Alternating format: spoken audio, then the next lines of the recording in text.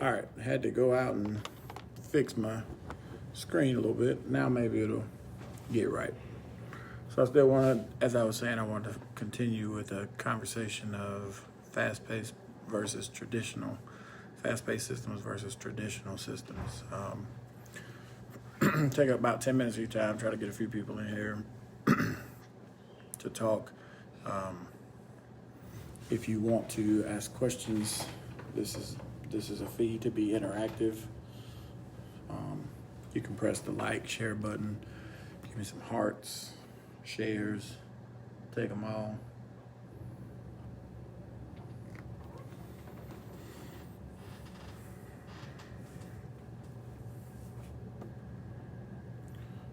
I think I fixed it, Maurice. That should be good now.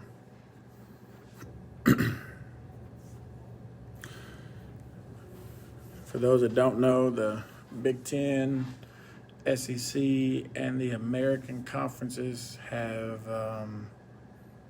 canceled their tournaments. Power 5 leagues, some of the other Power 5 conferences are going to allow just family and school personnel into the games for their tournaments. The NBA suspended their season last night. Yeah. Donovan Mitchell apparently has tested positive for the virus.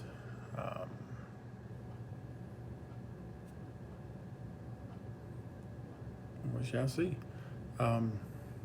Questions, thoughts, concerns. I think the NCAA is going to lose a lot of money not allowing fans in.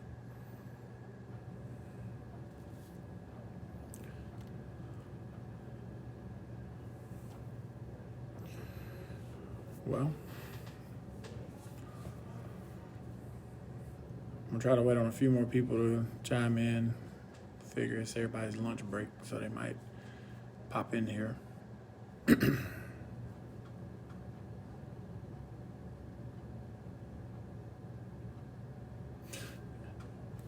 What's up, Rick? Good. Everybody is gonna lose money right now. What's up, Jahi? Mr. ABL and AEBL himself. I think I said that right. AEBL. Yeah. He has a great league down in Atlanta. You got it, man. Just trying to be great. All right, I got a few people chiming on in. Another big announcement that I'm sure most people saw, especially if you're from Spartanburg. Dorman will host the Geico National Championships in about 2 weeks, which I think that's good for our city. It's going to generate a lot of revenue. It's good for Dorman as well. Publicity, so Dorman University gets to be seen nationally, not just locally. So continuing from yesterday, talking fast-paced. Sorry, guys. Continuing talking about fast-paced versus traditional systems. Both of them have their advantages. Traditional systems have their advantages because, you're going to get your two bigs. Usually, most times in high school, your big is probably now 6'7", 6'8", and then your second big is probably about 6'5", 6'6". But if we want to talk, some colleges are still that size, and then you have some that'll be 6'10". You have 7-footer at center, and then you have a 6'10", 6'11", maybe 6'9" at the power forward, and continue on. And if you want to get a big lineup, it's good with the traditional system to have a big lineup. Like the Lakers, for example, they start 7'1", 6'10", then LeBron 6'8", Danny Green is about 6'5", and Avery Bradley's at 6'2". At any given time, they could go LeBron at 6'8", Kuzma at 6'9", Anthony Davis at 6'10", JaVale McGee at 7'1", Dwight Howard at 6'11". That is a big lineup. It has its advantages. So with a traditional system, I think you'll run a lot of sets, depending on the style of play that you are. For me, I'm a big coach, so if I was running a traditional system, I would be trying to play inside out, which I think all basketball should be played inside out if you're going to play a traditional system. If you have a dominant big, you got to use it. That's just like if Vernon Carey was in high school. You got the best center in the nation. You're not going to not use him. Just like when Zion was here at Spartanburg Day, you used him, but you put him all over the floor, but he was more of a mobile guy. in a traditional system that you couldn't prepare for, not only because he was good and gifted, but because you could put him in so many different places. But I'll get to that. Point one of traditional system, you got to have a dominant big, I think, to run a traditional system where you're going to run this set. If that set doesn't work, you're going to run the next set. And in high school, you can run as many sets as you want to, and you don't have to shoot the ball because there is no shot clock, which high school basketball needs to adapt the shot clock. It's in about 8 states.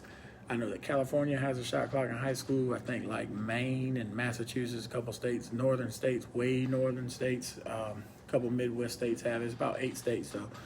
I think it's going to eventually be something worldwide that is going to be adapted to. It's the best way to prepare for college basketball because for me it was a shell shocker. You go from being able to hold the ball for 45, 50 seconds to a minute to only being able to hold it for 35 seconds. Now I think it's 30 seconds. So it makes a difference.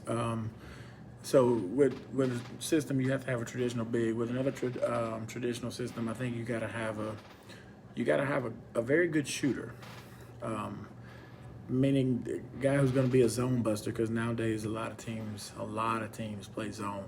A lot of teams don't play man to man anymore, and you got to have somebody who can be able to get the opposite team, your opponent, out of the zone. I think you need a dominant shooter. Every team needs a dominant shooter, but in speaking on traditional systems, I think you really need a shooter, and that dominant big, you place them on the same side. Let the shooter feed the big. It's kind of hard to play that game because the shooter, are you going to leave the shooter or are you going to let the big play one-on-one? I'm quite frankly, in the traditional system, I'm going to double team the big. So the shooter's going to have to beat me. I'm going to double team, and then I'm going to put myself into a what we call a scramble situation in basketball. So once I double and he throws it back out, then the next closest man is going to close out to the shooter. And then now they're going to have an advantage because there were 2 people on the big, and if he's a good passer, he's going to get it out and puts my defense in a scramble situation, which for me is good because now the offense to me is in a panic, but my defense, if you work on that every day, scramble situations, there's a good drill that we did at Western Kentucky called 4-on-3 scramble, where we had to play 4-on-3 for 35 seconds, the length of the shot clock, and we had to get stops. Like the team couldn't score. If they scored, 35 seconds went back on the clock. It was a very good drill, but it taught us not to panic in those situations because we did high hedge, or we were double teaming a guy coming off pick and roll. We were, doubling the post, or we were closing out because we were in deep help side and 5 people were guarding the ball. So offensively, it helps to have a traditional big and a shooter. But to go along with that, you also got to have, I think you got to have a very decent point guard. You don't have to have a great point guard, but you got to have a decent point guard who can run your system effectively. If your system is not being ran effectively, that's your point guard's fault, and that's also that's your fault because it's not really your point guard's fault. It's your fault because you didn't develop the point guard for your system. Another key point to a traditional system is you gotta have a wing that could also get to the basket and create plays. You gotta have guys, not just a wing player, a point guard, maybe even a point guard, maybe even a versatile big, such as like Zion, you can put him all over the floor. You need a player that you can put all over the floor and make it hard to match up to him. You can't prepare for him because you don't know if he's going to be in the post. You don't know if he's going to bring the ball down the court. You don't know if he's going to be on the wing. You don't know if he's going to catch and shoot. You don't know if he's going to drive. It's a lot of things that you got to – if you got that one player that's a mismatch, we call them, the generation of this world likes to call them tweeners, meaning they're not really a 3, they're not really a 4, but they're in between. So you call them a 3.5. They're not really a 2, they're not really a 3, so they'd be a 2.5. They're not really a 1, but they're not really a 2, so they're in between. Same thing with a big. You're not really a 4, but you're not really a 5, so you got to be stuck somewhere in between. Corliss Williamson and Charles Barkley were 2 of the best, and probably Larry Johnson. Those are probably 3 of the best tweeners, and I'm just naming a few. There are better tweeners out there, but I'm just naming those tweeners, and I can throw Zion. Excuse me, I can throw Zion in that equation because he's a very good tweener. I mean, he's not really a traditional power forward, but he's not really a traditional small forward either. He's a basketball player that causes mismatches because if you put guys his size on him, he's going to overpower them. which Barkley and Larry Johnson and who else did I say? Corliss Williamson, they did. They overpowered guys their size. Then if you put a 6'10", 7-footer on him, 6'10", 6'11", 7-footer on him, they then have a mismatch because they can put the ball on the floor and they can go by him and create plays.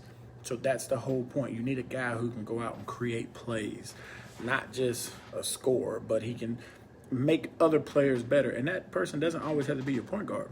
I mean, look at LeBron. Yes, he's playing the point guard for the Lakers, but he's that basketball guy in a traditional system that makes his teammates better, and he creates plays for himself and for teammates. He makes it hard on a defense. So yeah, you need a guy in a traditional system. You need a big that can dominate. And it doesn't have to necessarily be like Shaq dominating, but you got to have a big that when he gets it, you know that he's going to put pressure on the defense, that he's probably going to score. If he doesn't score, it's a good opportunity that the defense is watching him. Then you got to have your shooter, and then you need a playmaker. Whether that playmaker, again, is your point guard, your wing, your four-man, if you want to put him there. There was a kid at Radford about 2 years ago. If you don't know where Radford University is, it's in Virginia. They're coached by Mike Jones. My college roommate, David Boyden, is their assistant. They had a player a couple years ago, not last year, but the year before. I cannot think of his name, but he was playing the 4 for them. But he was 6'6", but he was really a wing. But he wasn't really he wasn't. I don't even know if he was really a wing, but he was 6'6". If you were 6'10", 6'11", he could put the ball on the floor and go by you. He had a nice mid-range jumper. He could make the 3. But he put pressure on other defenses because when they had to guard him, they would get downhill. He would get downhill, kick it to the guys who could shoot the ball or who were good at driving and kicking again. Again, in a traditional offense, you want to be able to drive and kick. And that's a part of your offense, but you got to have a guy who can start that because you have to be able to put that defense into a scramble situation as an offense. So traditional system has its advantages. The other thing a traditional system does, I know when I was at Cal State Fullerton, we were the up-tempo team, but we played Pacific. Pacific was very good, especially my junior year. They ended up being, I think, as high as number 17 in the country. And we had them beat at our place, but we knew the plays that they were going to run, but we didn't know when they were going to run them because what's up, D-Drum? We didn't know when they were going to run them because they would disguise them. So when you have a traditional system, you can disguise your plays, number one.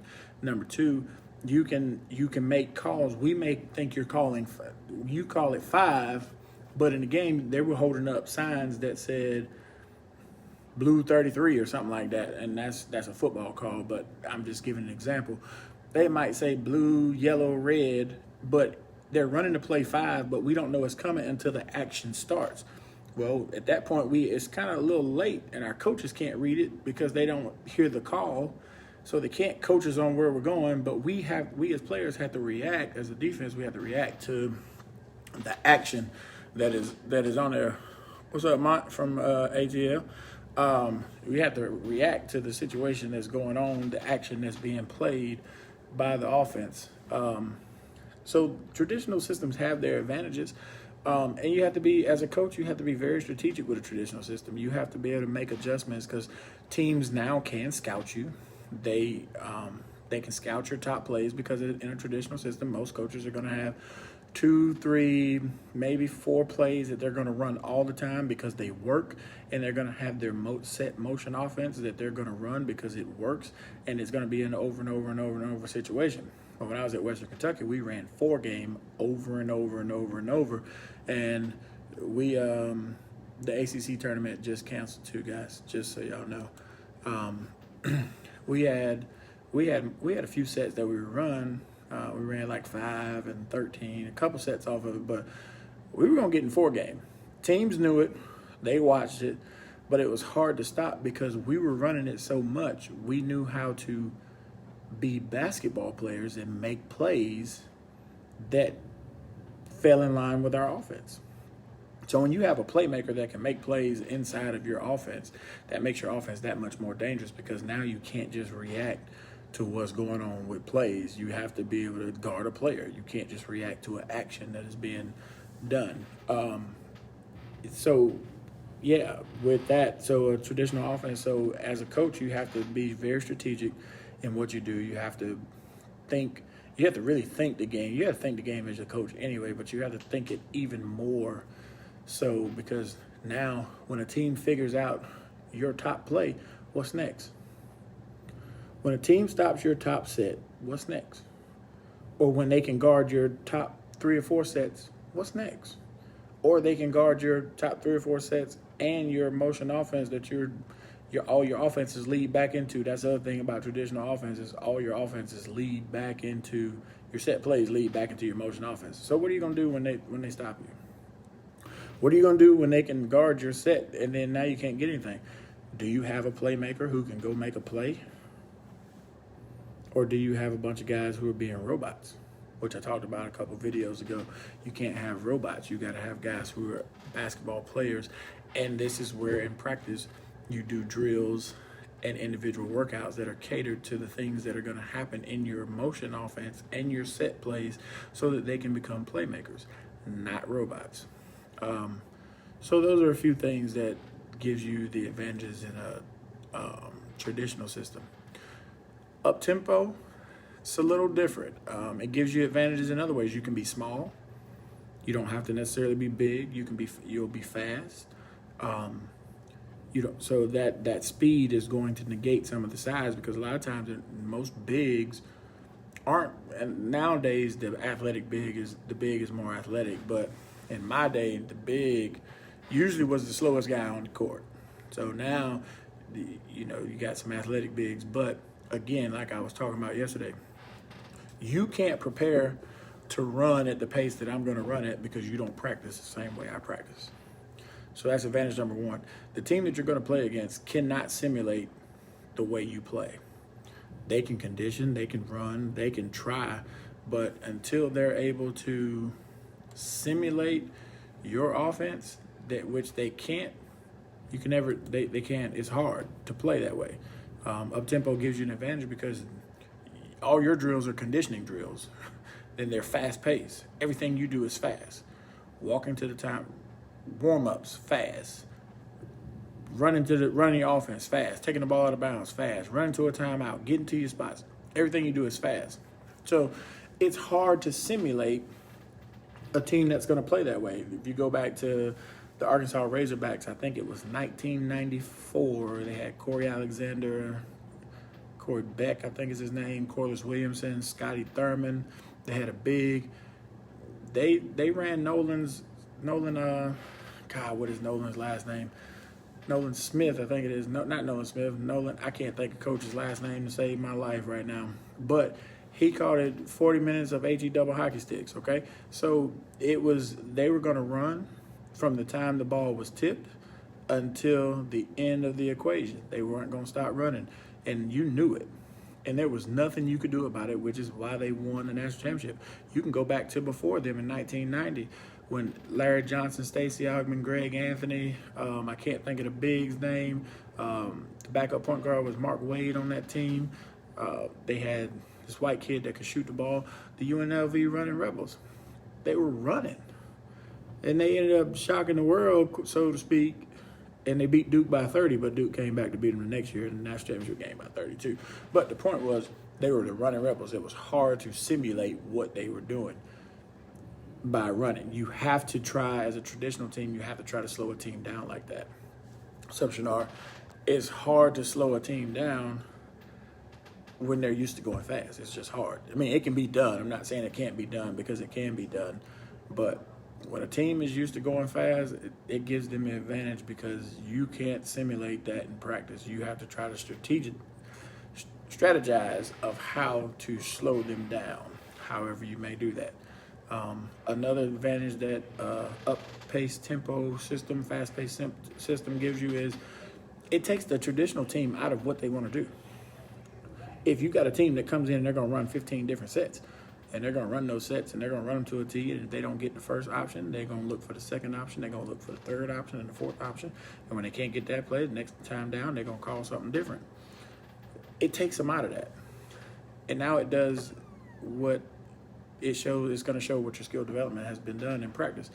Are you able to make plays? Are you able to just play? Because an up-tempo game causes you just to play basketball. Like I told you yesterday, I call it organized chaos. It's organized to my team, my coaching staff, my players.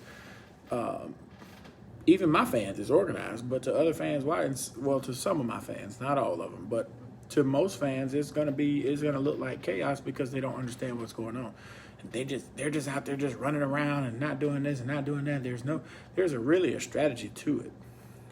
When teams are trapping and pressing, there's a strategy to it. And one of the things that they're trying to do is they're trying to wear their opponent out because they're in shape to play 80 minutes of a 40-minute game or a 32-minute game. They're in shape to play 64 minutes while their opponent's only in shape to play 32, maybe an overtime period. That's why you see a lot of teams as they get deeper in the 4 and 5 and 6 overtimes, players start fouling out because they're getting fatigued. Well, up-tempo teams gives you up-tempo systems give you that advantage because if you go into overtime, that's great. You're still running at 44 minutes like you were at 4 minutes into the game. It allows you, a traditional system only is going to allow you to play 8-9, average of 8-9 guys. Up-tempo system is going to play you somewhere between the range of 13, 15 guys. And you might only have 15 guys on your team, but you'll play everybody. Also, with an up-paced tempo and fast-paced, you don't give another advantage you have is the defense never gets a break. The offense never gets a break. So there's never a break because you're always pressing, you're always trapping, and on offense you're always running, you're moving, you're not slowing down, you're keeping the clock going, and the only way the clock is going to stop is the other team calls timeout, or the ball goes out of bounds. So they have their advantages. Both of them do. It's just a matter of what you want to do. I prefer the up tempo because I like for my defense to create offense. That makes the game simple and easy. Because I think every kid can make a layup, and if you can't, you can teach them how to make a layup. So therefore, I like to play up tempo. I like to meet you when you pull up into the parking lot. When you coming out of the locker room or you doing the starting lineup, I'm watching you. I'm already guarding you. And I'm going to keep constant pressure on you until you break. Or until I got a lead to where you can't come back. Man, then my pressure is still going to break you. But there are times in a traditional system when you get a lead, you ain't going to lose the lead as easily. In an up-tempo system, a 20-point lead is never safe. Whether you're up 20 or down 20, that is never safe. So if you're up 20, it's not safe because at any given time, that other team could score 5 or 6, 7, 8 buckets in a row because you're trapping and the rotation could be wrong and they can sit there and shoot 8 straight layups. If you get down 20 because they come in and they had a great game plan, that lead is not safe either because eventually the pressure is going to get to them. The pressure could get to them at some point stage in the game. What's up, Coach Woods? At some point, the pressure can get to them, and it can break them too. And eventually, you're going to score because you score in bunches when you're playing up tempo in a high paced system and you're trapping all the time. You're going to eventually score in bunches.